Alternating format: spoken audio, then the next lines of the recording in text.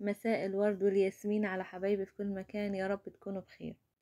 النهاردة هقولكم على أسهل كيك ممكن تعملوها في البيت وبأبسط المقادير، وكمان مش مكلفة خالص، وغير كده نتيجتها مضمونة 100%. من غير كلام كتير يلا نشوف المقادير والطريقة ازاي. عندي في بولة كبيرة بضيف 3 بيضات بدرجة حرارة الغرفة، وطبعا بكسر بيضة بيضة في طبق علشان اتأكد انه ما تكونش البيضة بايظة لا قدر الله. وبعد كده بحط ربع معلقة فانيليا، فانيليا بودر او سايلة زي ما انت تحبي، وكمان كوباية الا ربع من السكر. وبضرب البيض والسكر ضرب مبرح لحد ما كل السكر يدوب ويختفي. وبعد كده هنزل بكوباية الا ربع من اللبن، برضو اللبن بدرجة حرارة الغرفة، وكوباية الا ربع سمنة سايحة او ممكن نستبدلها بالزيت عادي خالص. برضو بضربهم ضربة حلوة خالص علشان يختلطوا مع البيض والسكر اللي احنا ضربناه في الاول. بعد كده لو انت عايزة تعمليها كيك فانيليا هتضيفي كوباية ونص من الدقيق. طبعا احنا بنعاير بكوباية الشاي المج الجزاز العادية الموجودة في كل بيت.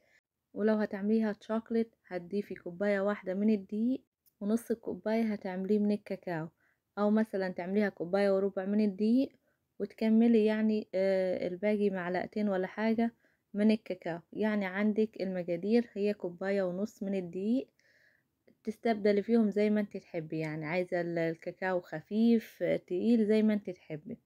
زي ما قلت لك كمان مرة، لو الكيك فانيليا هتضيفي كوباية ونص من الدقيق، لو تشوكلت هتضيفي كوباية دقيق او كوباية وربع مثلا، وتكملي الكوباية ونص بالكاكاو.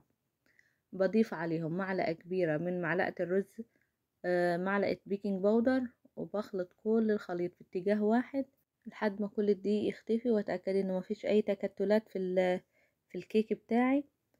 بعد كده هبدأ احطهم في الصينية بتاعتي.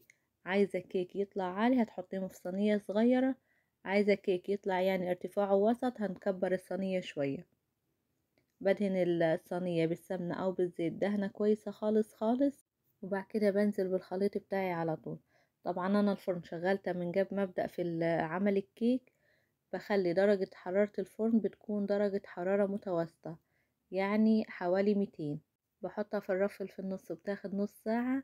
لو في حال صينيتك صغيرة مش كبيرة زي بتاعتي كده، لكن لو كبيرة الصينية وارتفاع الكيك مش هيكون عالي خالص بتاخد حوالي 25 دقيقة في الفرن. لكن طول ما الكيك هيطلع معانا عالي يعني الصينية صغيرة، فهخليها في الفرن نص ساعة علشان تطلع مستوية مفيهاش اي زفارة. طبعا انا هنا بعصاية او بستيك كده بحرك الكيك علشان ما يكونش فيها اي فراغات، بدل ما اخبطها على الكاونتر. يعني ده بديل ان انا اخبطها خبطتين 3 على الكاونتر. بدخلها في الفرن زي ما قلت لكم، بخليها نص ساعة واطلعها تطلع بالمنظر القمر ده. شايفين الحلويات والجمال عاملة ازاي؟ خطيرة، مقاديرها مظبوطة، النتيجة مضمونة 100%. يعني لو اي حد اول مرة يدخل المطبخ هيطلع كيكة قمر بالشكل ده.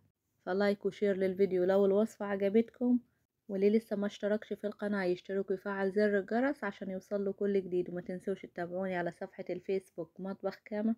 ان شاء الله نشوفكم على خير في فيديو جديد. See you. باي باي.